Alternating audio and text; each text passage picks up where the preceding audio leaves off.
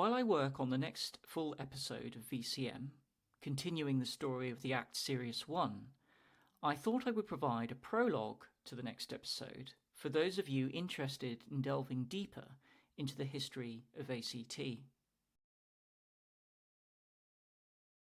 While the Act Series 1 was the first microcomputer that ACT sold on a mass scale, it wasn't ACT's first foray in business microcomputer hardware. Sales and rentals of hardware actually started in the mid-1970s with ACT's Active 400 service.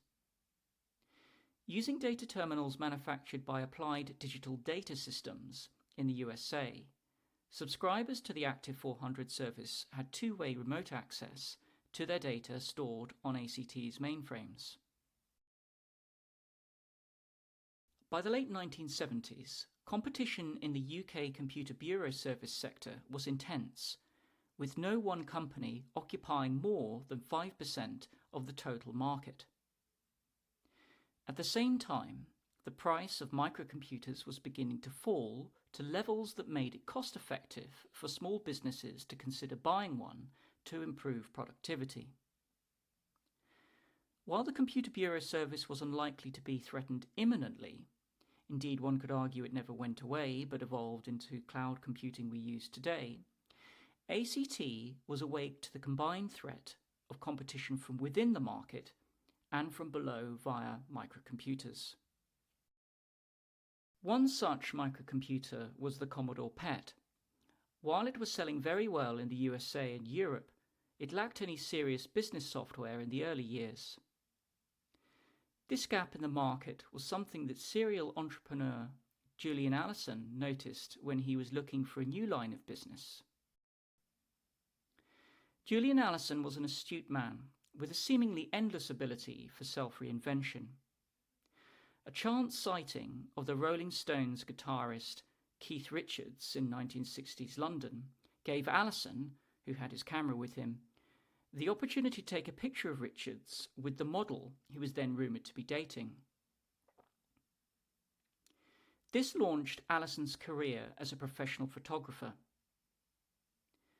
By the 1970s, he was marketing consumer electronics, and a sideline in selling movies on videocassette later in that decade led him to receive a cease and desist letter.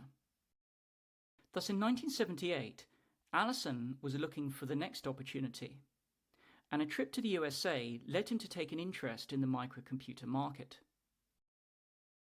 While Allason was not an electronics engineer or computer programmer, he understood the consumer and the potential of the microcomputer.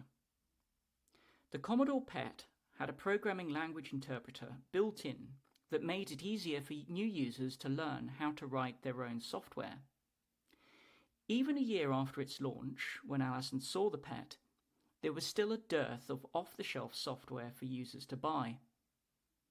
Allason, with his consumer insights, realized that many new owners would have neither the time, inclination, nor skill to write the software for everything they wanted their computer to do.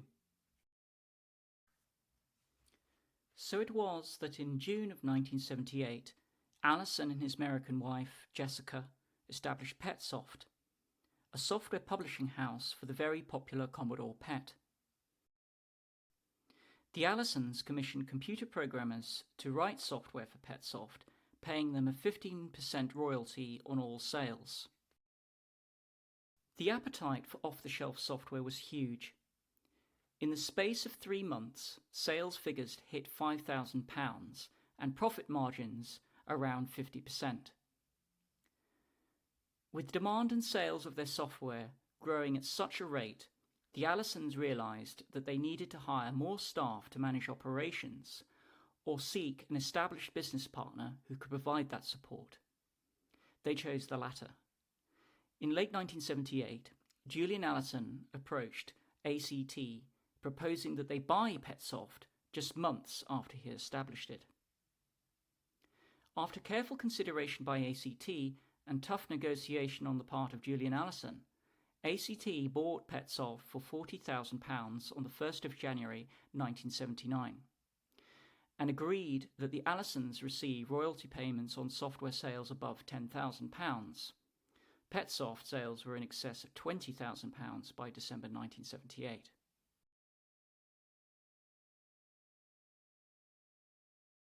As part of the agreement to purchase Petsoft, Julian Allason was retained as a consultant to ACT and often travelled to the United States to keep abreast of industry developments or new software opportunities.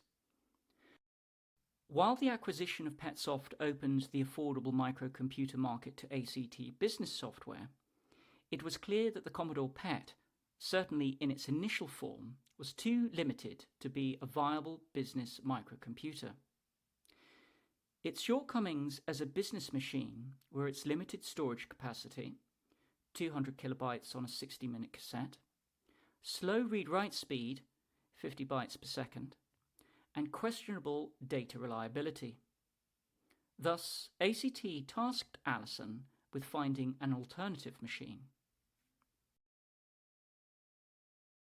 An American computer peripheral manufacturer, coincidentally founded in the same year as Petsoft, called Compu, came to Allison's attention. Initially, Compu made expansion upgrades for the Commodore PET, one of which gave it the ability to read and write floppy disks, increasing the PET's storage capacity to 800 kilobytes, and with substantially faster data transfer speeds than Commodore's own floppy disk system, released subsequently. Building on this success, Compu developed their own microcomputer, the Minimax, based around the same MOS 6502 microprocessor of the PET. They adopted a programming language that made most PET software compatible, and the hardware was enhanced in the areas of memory and storage, which made it a much more capable machine for business use.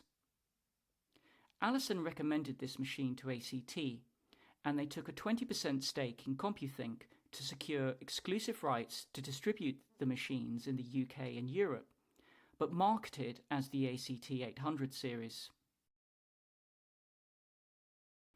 Never forgetting the importance of combining the sale of hardware and software, ACT developed an accounting package for their 800 series, which meant small businesses could run most or all of their accounts on the machine.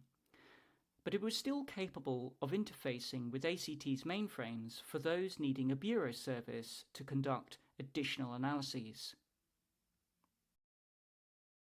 Unfortunately, Compu machines did not sell well in the USA, and ACT had already paid for the machines it needed for immediate sales.